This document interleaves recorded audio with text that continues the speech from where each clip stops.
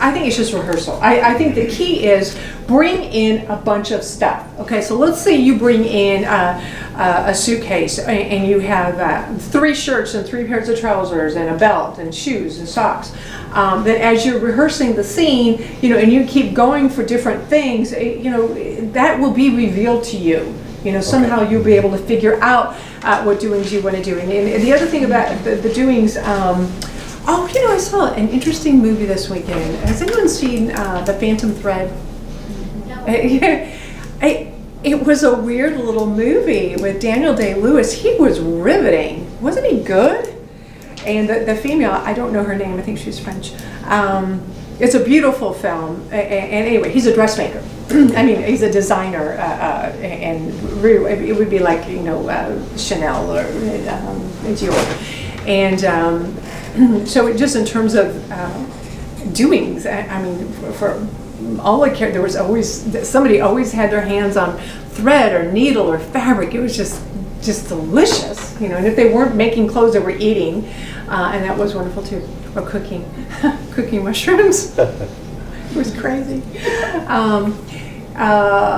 But getting back to the doings, you want to make sure they define the character, they're true to the character, and they have a beginning, middle, and end. Actors will often get in trouble because this is something where you say, okay, I'm going to put on a shirt. All right, well, that's going to take you about 30 seconds. But what if you put on a shirt and then you spill your juice on it? Oh, crap. Oh, no. Then you got to take off the shirt and put on another shirt. And then you realize, because you're having this conversation, oh, crap, my shirt's buttoned wrong. And then you got to unbutton it, and then you put it back on. Then you put on your necktie, and you can't tie the necktie, so you have her help you tie the necktie. And there's a moment where she's so mad at you, she strangles you with the necktie. These are things that we really want to watch. And I think I've had actors in the past actually try to go through the entire scene without doing their lines, but just doing the doings. I don't know how that works, but just moving the scene along. And Steven Spielberg says great acting is about being able to turn down the sound and know exactly what's going on. And I think that is a real art. That is a real talent. If you've ever watched a really great silent film, you realize those actors were doing a lot more than actors have to do now. They would just have the cards, and that. So I think that we can figure those things out, in the doing or in the rehearsal. All right. Ken, do you have any questions? So should I do like a wedding dress? You know what? Keep it simple. She'd be wearing a little sundress. Okay. More than likely. Yeah, some strappy sandals.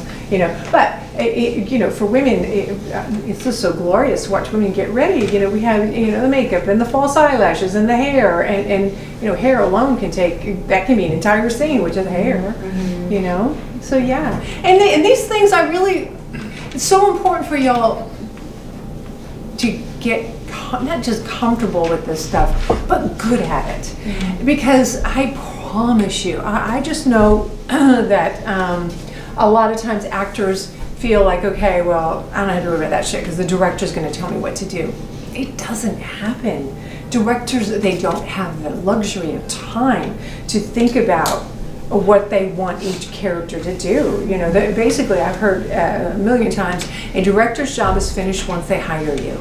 And it's one of the reasons that a lot of directors will hire the same actors again and again and again, because they know, if David Fincher hires Brad Pitt, he knows Brad's going to get it done. He's going to come in, he's going to know his doings, he's going to, he's going to bring ideas to the project, because he knows as much about his character. Probably, Sir Anthony Hopkins says that an actor should know their character better than the writer does.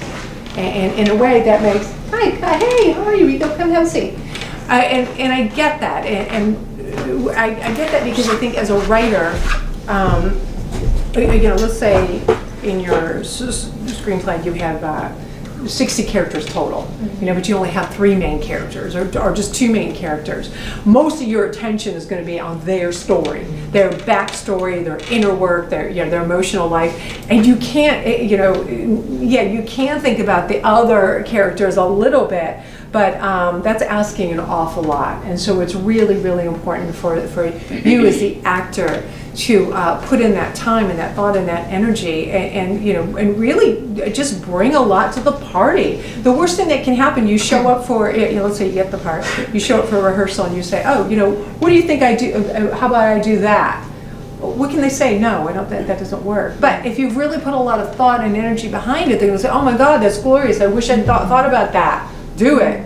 You know, what do you need? Let's get the prop person, the wardrobe person, and just really make this a much more interesting character. Okay. Yeah, because that's why people go to movies. So that's why we watch TV. We don't go because you know a certain writer wrote it. We want to see the actors and what they're doing in it. So that puts a tremendous amount of responsibility on you guys to really deliver the goods. But you know, and I'm encouraging you to come with these ideas. You know, really be prepared. You know, don't wait for somebody else to tell you what to do, because you're going to wait a long time. And especially right now, with you know, I was talking to Braxton earlier, the business has changed so much from when I was doing this, you know, 25 years ago, and that so many, technology has made it accessible to everybody. You know, think about it. Everyone in here can make a movie. You got a phone, you can make a movie.